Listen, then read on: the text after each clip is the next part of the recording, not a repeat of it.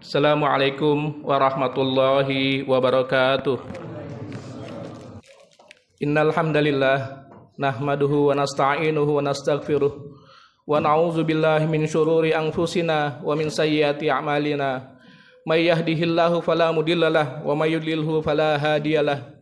Asyhadu an la ilaha illallah wahdahu la syarikalah wa asyhadu anna Muhammadan abduhu wa rasuluhu la nabiyya ba'dah. Allahumma salli wa sallim ala Muhammad wa ala alihi wa sahbihi wa man tabi'ahum bi ihsani ila yaumil qiyamah. Wa qala Allah ta'ala fi kitabil karim, a'udzu billahi minasyaitonir rajim. Bismillahirrahmanirrahim. Ya ayyuhallazina amanu taqullaha haqqa tuqatih wa la tamutunna illa wa antum muslimun.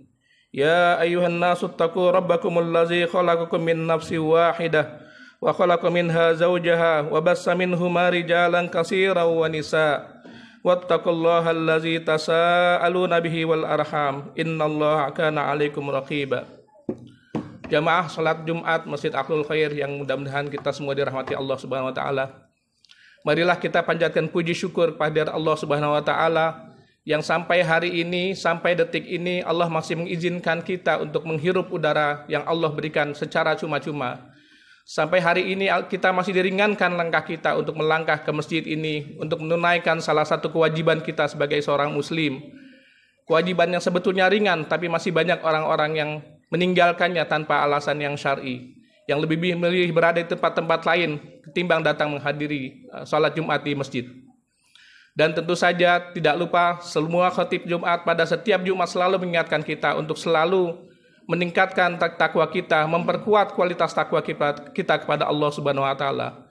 Tentu saja takwa yang tidak sekedar diucapkan dalam kata-kata, tetapi takwa yang juga perlu kita realisasikan di dalam kehidupan kita, di dalam aktivitas kita, di dalam kegiatan kita, di dalam amal-amal soleh kita, dan menjadikan kebiasaan kita. Sebagaimana firman Allah Subhanahu wa taala di dalam surat Al-Imran, ketika Allah berfirman, wasari'u ila magfiratin min rabbikum wa jannatin arduhas samawati wal ard u'iddat lil muttaqin. Dalam ayat selanjutnya Allah menggambarkan bagaimana ciri-ciri orang yang bertakwa tersebut. Allazina yunfikuna fis sarra'i wad dharra wal kaziminal ghaiza wal 'afina 'anil nas wallahu yuhibbul muhsinin. Ketika Allah mengundang kita untuk bersegera meraih ampunan Allah Subhanahu wa taala, wasari'u ila magfiratin min rabbika wa jannatin arduhas samawati wal ard. Allah mengundang kita untuk bersegera meraih ampunan Allah Subhanahu wa taala dan kemudian meraih surganya yang seluas langit dan bumi. Wa iddas lil muttaqin. Allah peruntukkan untuk orang-orang yang bertakwa. Siapa yang bertakwa itu? Kata Allah, allazina yunfikuna fis sarra'i wad dharra, yaitu orang-orang yang menginfakkan hartanya di jalan Allah fis sarra'i wad dharra, dalam keadaan lapang maupun dalam keadaan sempit. Dalam keadaan dia memiliki rezeki yang berlebih maupun dalam keadaan dia memiliki rezeki yang terbatas. Tetapi itulah ciri orang yang bertakwa yang senantiasa berusaha menginfakkan sebagian hartanya di jalan Allah Subhanahu wa taala. Wal kaziminal ghaiza, dan berusaha menahan amarahnya. Seemosi apapun dia, mendapat tekanan sebesar apapun dia berusaha menahan emosinya. Wal afina 'anin nas, dan memaafkan kesalahan orang lain yang pernah bersalah pada dia tanpa harus menunggu orang tersebut untuk meminta maaf. Saya ingin menekankan pada yang pertama, yaitu yunfikuna fis sarra'i wad dharra, berinfak di jalan Allah dalam keadaan lapang dan dalam keadaan sempit. Karena Allah menjanjikan pahala yang begitu besar bagi orang-orang yang mau berinfak di jalan Allah Subhanahu wa taala, mau bersedekah untuk berbagai keperluan. Dalam satu riwayat yang salah satu hadis yang diriwayatkan oleh Imam Ahmad, sahabat Abu Ubaidah yang pernah mendengar dari Nabi Shallallahu Alaihi Wasallam, Nabi Shallallahu Alaihi Wasallam bersabda, ma'ang fakor nafakatan fadilatan fi sabilillah wasabaina mi'atah. Barang siapa yang berinfak harta yang utama di jalan Allah, dalam hadis ini disebutkan nafakatan fadilah, harta yang utama atau harta yang dia cintai di jalan Allah Subhanahu Wa Taala, fi sabil fabisab'in mi'atin, maka Allah akan memberikan balasan ganjaran pahala baginya 700 kali lipat. Waman anfaqa ala nafsihi aw ala ahlihi, dan barang siapa yang berinfak untuk dirinya atau untuk keluarganya, aw ada maridon, atau menjenguk orang yang sakit, au maza aza antarikin dan menyingkirkan duri dari jalan fahiya hasanatin, maka di dalamnya ada kebaikan bi asri amsalih, yang mendapatkan gambaran maka di dalamnya, maka di setiap kebaikan itu akan dibalas 10 kali lipatnya. Kemudian dilanjutkan dalam hadis itu wasaumu junnatan malam yakhriqaha, dan puasa itu adalah perisai bagi diri seseorang selama dia tidak merusak pahala puasa yang dia lakukannya. Waman abtalahullahu bala'an fi jasadi fa huwa lahu hittahu. Dan barang siapa yang diberikan ujian berupa sakit dari Allah Subhanahu wa taala pada tubuhnya, maka itu menjadi penghapus dosa-dosa baginya. Jamaah salat Jumat yang mudah-mudahan kita semua dirahmati Allah Subhanahu wa taala. Ada beberapa pelajaran yang kita bisa petik dari hadis ini. Yang pertama adalah keutamaan bagi kita untuk menginfakkan harta kita yang paling dicintai, sebagaimana disebutkan dalam redaksi hadis tersebut, nafaqatan fadilatan. Harta yang paling dicintai semata-mata karena Allah Subhanahu wa taala, bahwa siapa yang berinfak karena Allah Subhanahu wa taala, maka akan mendapatkan balasan kebaikan dari infaknya tersebut sebanyak 700 kali. Tidak perlu menunggu Ramadan. Setiap saat ketika kita menginfakkan harta kita, harta terbaik kita, harta yang kita cintai di jalan Allah Subhanahu wa taala, maka Allah akan membalasnya sebanyak 700 kali lipat. Sungguh ini merupakan sebuah balasan pahala yang besar, ya, kebaikan yang besar bagi kita yang kita dapatkan dari Allah Subhanahu wa taala ketika kita menginfakkan harta kita. Hadis ini juga menguatkan ayat yang disebutkan Allah Subhanahu wa taala, difirmankan Allah Subhanahu wa taala di dalam surat Al-Baqarah ayat ke-261 ketika Allah berfirman, a'udzubillahi minasyaitonirrajim, masalul ladzina yunfikuna amwalahum fi sabilillahi kamasali habbatan ambatas sab'a sanabila fi kulli sumbulatin mi'ata habbah. Perumpamaan orang-orang yang menginfakkan hartanya di jalan Allah seperti sebutir biji yang menumbuhkan 7 tangkai. Pada setiap tangkai ada 100 biji. Dan Allah melipatkan gandaran barang bagi siapa yang Dia kehendaki. Wallahu yudha'ifu liman yasha wallahu sami'un alim. Dan Allah melipat gandakan bagi siapa yang Dia kehendaki, dan Allah Maha luas karunia-Nya dan Maha mengetahui. Dalam sebuah riwayat Sahih Bukhari diriwayatkan bahwa salah seorang sahabat utama Nabi Shallallahu alaihi wasallam yang bernama Abu Thalhah, beliau memiliki sebidang tanah yang sangat dia cintai. Kenapa? Karena posisinya yang sangat strategis. Kalau kita mungkin sekarang gambarannya sebidang tanah yang berada di jalan protokol di kawasan bisnis, gitu ya. Maka Abu Thalhah yang memiliki tanah yang berada di lokasi yang sangat strategis, yaitu di depan Masjid Nabawi. Dia mencintai tanahnya tersebut lantaran letaknya yang sangat strategis di depan Masjid Nabawi, dan di dalam area tanahnya ada sebuah sumur, ada sebuah mata air yang kadang-kadang Nabi Shallallahu alaihi wasallam meminum air dari mata air tersebut. Tanah tersebut karena demikian bagusnya, demikian dicintainya oleh Abu Thalhah, maka oleh sahabat sering disebut dengan Bayruha. Ketika Abu Thalhah mendengar ayat Al-Quran di dalam surat Al-Imran ayat 95 yang berbunyi, a'udzubillahi minasyaitonirrajim, lan tanalul birra hatta tunfiqu mimma tuhibbun wa ma tunfiqu min syai'in fa innallaha bihi alim. Kamu tidak akan memperoleh kebaikan sebelum kamu menginfakkan sebagian harta yang kamu cintai. Dan apapun yang kamu infakkan tentang hal ini, sungguh Allah Maha mengetahui. Ketika mendengar ayat tersebut tentang orang-orang yang menginfakkan harta yang dicintai di jalan Allah, maka Abu Thalhah langsung menemui Nabi Shallallahu alaihi wasallam dan mengutarakan keinginannya untuk menginfak, untuk mencapai derajat albir, mencapai derajat kebaikan yang disebutkan di dalam ayat tersebut. Dan oleh karenanya dia ingin menginfakkan atau mensedekahkan tanah yang dimilikinya tersebut, Bayruha tersebut, tanah yang lokasinya sangat strategis, yang berada di depan Masjid Nabawi dan ada mata air di dalamnya. Dia ingin infakkan di jalan Allah Subhanahu wa taala. Maka Rasulullah ketika menerima kedatangan Abu Thalhah, kemudian mendengar apa yang diutarakan oleh Abu Thalhah, beliau tersenyum dan menyambut gembira infak bidang tanah dari Abu Thalhah tersebut. Bahkan Nabi Shallallahu alaihi wasallam sampai 3 kali bersabda, "Wah, inilah harta yang sangat menguntungkan. Wahai, inilah harta yang sangat menguntungkan. Wahai, inilah harta yang sangat menguntungkan, kata Nabi Shallallahu Alaihi Wasallam. Karena balasan kebaikan dari Allah Subhanahu Wa Taala kepada Abu Talhah ini kelak akan tentu sangat besar di sisi Allah Subhanahu Wa Taala, yaitu hingga 700 kali lipatnya, sebagaimana yang disebutkan di dalam hadis di atas tadi. Berinfak dengan sesuatu yang bahkan kita sangat cintai, maka kemudian nilainya pun akan menjadi bernilai di hadapan Allah Subhanahu Wa Taala. Maka demikian juga bagi kita. Mungkin harta yang kita cintai adalah berupa uang, maka infakkanlah berupa uang. Tapi ada kalanya harta yang kita cintai itu berupa barang-barang, berupa benda-benda, berupa sesuatu yang sangat kita suka atau kita dapatkan dengan susah payah. Ketika ada tawaran untuk berinfak dalam bentuk barang, misalnya masjid ingin melakukan renovasi atau masjid membutuhkan biaya yang besar untuk operasional dan dibuka kesempatan untuk mewakafkan atau menginfakkan benda yang dimilikinya, maka inilah kesempatan bagi kita untuk meraih kebaikan sebagaimana yang disebut dalam hadis tersebut.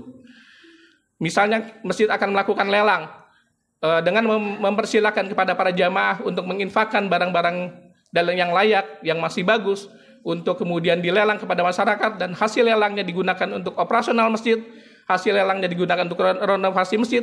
Inilah sungguhnya kesempatan bagi kita untuk meraih kebaikan 700 kali lipat pahala sebagaimana yang disebutkan dalam hadis tersebut. Maka jangan lewatkan kesempatan tersebut jika itu hadir di depan kita. Ini adalah sebuah peluang kebaikan yang belum tentu akan datang sekali lagi. Berinfak dengan barang, tidak hanya ketika kita mendengar hadis tersebut, mengetahui hadis tersebut, maka berinfak dengan barang yang kita lakukan, tidak hanya barang-barang yang masih layak dipakai, tidak hanya barang-barang yang masih berfungsi, atau tidak hanya barang-barang yang kondisinya masih bagus. Tetapi kalau kita melihat hadis ini, maka berinfaknya, barang yang kita infakkan, kalau perlu adalah barang yang paling kita cintai, barang yang paling kita suka. Ya, apakah itu alat olahraga, apakah itu sepatu, atau apakah itu baju yang belum pernah kita pakai, atau sesuatu yang berharga yang mungkin kita mendapatkannya dengan susah payah. Ketika itu yang kita infakkan, maka kita masuk dalam, insya Allah kita masuk dalam kategori hadis yang disebutkan di atas, yaitu balasan berupa 700 pahala kebaikan. Sebaliknya, ketika kita memberikan sesuatu yang memang sangat dibutuhkan oleh orang tersebut, ya, ketika kita memberikan sedekah kepada seseorang yang sangat membutuhkan untuk membeli makanannya, maka nilainya pun akan lebih besar. Barang yang kita cintai kita infakkan, dan barang kita memberikan kepada seseorang yang memang sangat membutuhkan, tentu juga nilainya akan jauh lebih besar lagi. Sebagaimana hadis Rasulullah SAW, barang siapa yang meringankan kesulitan seseorang di dunia, maka Allah akan ringankan kesulitannya ketika di yaumil akhir kelak. Jamaah sholat Jumat yang berbahagia, berinfak dan bersedekah pada hakikatnya juga tidak akan mengurangi harta kita. Karena harta yang sesungguhnya adalah apa yang kita infakkan dan menjadi tabungan kita di yaumil akhir kelak. Rasulullah SAW dalam hadis lain bersabda, salah satu wallazi nafsu Muhammadin biyadihi in kunta la halifan alaihin la yanqus mala min shadaqatin wa tasaddaqu. 3 hal kata Allah, demi zat yang jika Muhammad, yang jiwa Muhammad ada di tangannya, jika memang aku terpaksa untuk bersumpah, maka salah satu sumpahku adalah tidak akan berkurang harta karena sedekah, maka bersedekahlah kalian. Balasan kebaikan dari Allah Subhanahu wa taala kepada semua hambanya tidak hanya terbatas pada mensedekahkan harta saja atau harta yang paling dicintai saja. Dalam hadis tersebut juga disebutkan bahwa kebaikan-kebaikan tersebut mencakup banyak hal sebagaimana disebutkan, yaitu berinfak untuk dirinya atau keluarganya. Waman anfaqu ala nafsi au ala ahlihi, yaitu memberikan nafkah kepada keluarga kita, kepada istri kita, kepada anak-anak kita secara layak, secara mencukupi. Jangan ada yang ditahan-tahan. Berikan yang terbaik sehingga terpenuhi kebutuhannya. Maka itu adalah bagian dari hadis yang disebutkan dalam bagian dari orang-orang yang memperoleh kebaikan dari Allah Subhanahu wa taala sebagaimana hadis tersebut. Yang kedua adalah menjenguk orang yang sakit atau minimal mendoakannya. Ketika kita mendengar saudara kita sakit, teman kita sakit, jika ada keluangan waktu maka jenguklah. Jika tidak maka doakanlah. Apalagi dalam era digital sekarang, era komunikasi yang semakin mudah, seringkali kita mendengar kabar saudara kita, guru kita, sahabat kita, teman kita yang sakit.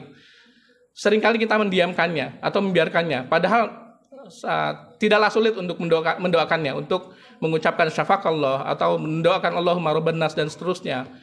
Dan kadang-kadang kita hanya menggunakan stiker saja. Akan lebih baik ketika kita pun menggunakan stiker, kita lafazkan juga doa tersebut. Tidak sekedar menyampaikan stiker dan sebagainya. Karena pada hakikatnya doa itu adalah ibadah lisan. Tidak hanya kita menggunakan stiker untuk mendoakan saudara kita, tetapi juga kita lafazkan stiker tersebut di dalam ucapan kita untuk mendoakan saudara kita yang sakit. Yang ketiga, dari hadis tersebut juga yang termasuk kebaikan adalah menyingkirkan duri dari jalan. Atau menyingkirkan sesuatu yang membahayakan bagi pengguna jalan. Di lingkungan kita mungkin ada paku atau ada duri ataupun ada kayu yang menghalangi, singkirkanlah dengan pekerjaan yang ringan, maka itu pun akan mendatangkan pahala dari sisi Allah Subhanahu wa taala. Di sisi lain dalam hadis tersebut Nabi SAW juga menyebutkan dua kebaikan lainnya yang memiliki keutamaan yang besar.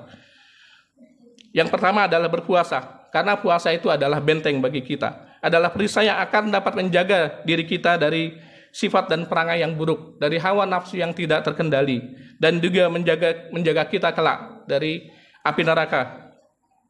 Namun tentu saja kebaikan dari puasa ini tidak akan didapatkan jika ketika melaksanakan puasa tersebut tidak diikuti dengan perilakunya.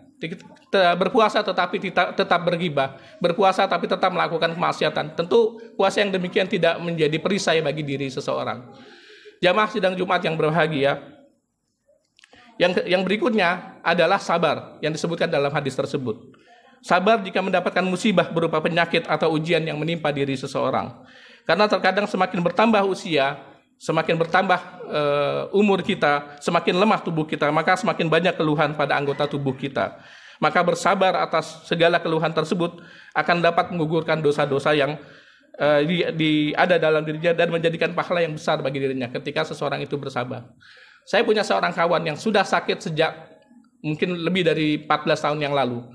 Ketika pankreasnya sudah tidak lagi berfungsi dan dia harus tergantung pada insulin, ditambah dengan komplikasi penyakit yang lainnya, tidak pernah sedikit pun saya mendengar keluhan sakitnya. Di dalam grup WhatsApp, misalnya dia selalu berusaha mendoakan teman-temannya, hanya sekedar menginformasikan kondisi fisiknya. Dan tidak lupa di akhir informasi yang diberikan, dia mendoakan teman-temannya. Dia tahu betul bahwa orang-orang yang sakit, doanya itu lebih berpulang untuk dikabulkan. Maka kita yang mendengar kabar tersebut lebih layak untuk mendoakan ketimbang dia yang sakit yang mendoakan kebaikan-kebaikan untuk kita.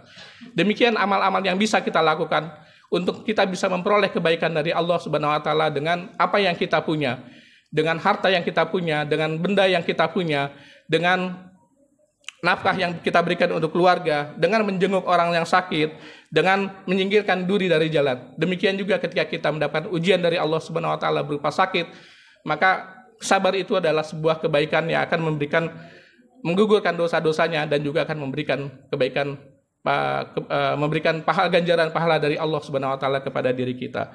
Semoga kita semua termasuk dalam golongan orang-orang yang dapat meraih kebaikan yang besar dari Allah, dari sisi yang banyak dari Allah Subhanahu wa taala. Barakallahu lakum fil Qur'anil karim wa nafa'na wa iyyahu bima fi minal ayati wa zikril hakim. Wa taqabbalallahu minni wa minkum tilawatahu innahu wal ghafurur rahim. Alhamdulillah allazi hadana li hadza wa ma kunna linahtadiya laula an hadanallah. Asyhadu an la ilaha illallah wahdahu la syarikalah wa asyhadu anna Muhammadan abduhu wa rasuluhu la nabiyya ba'dah. Allahumma salli wa sallim ala Muhammad wa ala alihi wa sahbihi wa man tabi'ahum bi ihsani ila yaumil qiyamah. Wa qala Allah ta'ala fi kitabil karim, a'udzu billahi minasyaitonir rajim. Ya ayyuhallazina amanu taqullaha wal tanzur nafsum ma qaddamat lighad wattaqullaha innallaha khabirum bima ta'malun. Shadaqallahul azim. Jamaah sidang Jumat yang berbahagia, hari-hari ini kita sudah berada di penghujung tahun 2023. Sebentar lagi, dalam beberapa hari lagi kita akan memasuki tahun yang baru. Banyak orang yang menggunakan momentum pergantian tahun ini untuk melakukan muhasabah. Tidak ada yang salah, tetapi gunakanlah momentum ini untuk melakukan muhasabah, melakukan evaluasi terhadap diri kita. Namun jangan hanya di akhir tahun. Kalau perlu lakukan setiap akhir bulan. Kalau perlu kita lakukan setiap akhir pekan untuk melakukan evaluasi terhadap diri kita, bermuhasabah terhadap diri kita, sejauh mana ibadah kita, sejauh mana kualitas diri kita, sejauh mana amal soleh kita, sejauh mana infak-infak yang kita berikan setiap harinya, dan tentu saja kita berharap lebih baik daripada yang sebelum-sebelumnya. Ayat yang saya tadi bacakan menunjukkan betapa kuatnya hubungan antara muhasabah dengan ketakwaan. Allah mengawalnya dengan ya ayyuhallazina amanu taqullah. Hai orang-orang yang beriman, bertakwalah pada Allah. Kemudian diikuti dengan ayat wal tanzur ma qaddamas liqat wal tanzur nafsu ma qaddamas liqat. Hendaklah setiap diri mempersiapkan diri apa yang akan dibawa untuk hari esok.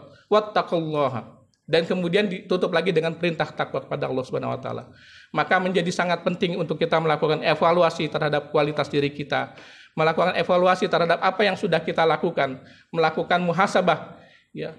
Kalaupun tidak bisa atau kita lupa melakukan setiap hari atau setiap pekan atau setiap bulan, maka gunakan momentum akhir tahun ini, mulai hari ini, besok dan seterusnya hingga akhir tahun untuk kemudian kita terus melakukan muhasabah terhadap diri kita, terhadap kualitas keimanan kita, terhadap komitmen keimanan kita, terhadap komitmen tauhid kita, terhadap komitmen kita untuk senantiasa berinfak di jalan Allah Subhanahu wa taala sebagaimana anjuran yang sering diberikan oleh para penceramah. Dan tentu saja kita berharap kita menjadi bagian orang-orang yang selalu lebih baik dan lebih baik lagi di tahun-tahun berikutnya, di hari-hari berikutnya.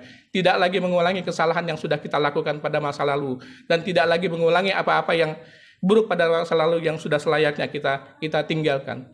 Innallaha wa malaikatahu yusholluna 'alan nabi ya ayyuhallazina amanu shallu 'alaihi wa sallimu taslima.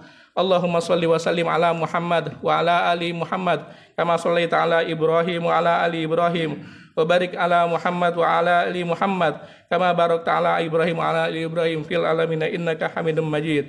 Allahumma ighfir lil muslimina wal muslimat wal mu'minina wal mu'minat al ahya'i minhum wal amwat innaka qarib ujibu da'wat ya qadiyal hajat. Allahumma rabbana zalamna anfusana wa illam taghfir lana wa tarhamna lanakunanna minal khasirin.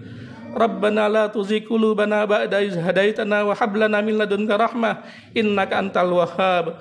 Rabbana hab lana min azwajina wa dzurriyyatina qurrata a'yun waj'alna lil muttaqina imama. Rabbi ja'alna muqimas sholati wa min dzurriyyati rabbana wa taqabbal du'a. Allahumma qsim lana min khasyati ma tahulu bi baina wa baina ma'siyatik wa min ta'atika ma tuballighuna bihi jannatak wa minal yaqini ma tuhawwinu bihi alaina masa'ibad dunya wa matina bi asma'ina wa absarina wa quwwatina ma ahyaita waj'al warisa minna waj'al sarna ala man zalamana wansurna ala man hadana wala taj'al musibatana fi dinina wala taj'alid dunya akbar hammina wala mablaghi ilmina wala tusallit alaina ma la yarhamana. Allahumma rabbana taqabbal minna innaka antas samiul alim wa tub alaina innaka antat tawwabur rahim. Rabbana atina fid dunya hasanah wa fil akhirati hasanah wa qina azabannar. Subhana rabbika rabbil izzati amma yasifun wa salamun alal mursalin walhamdulillahi rabbil alamin. Ibadallah aqimus shalah.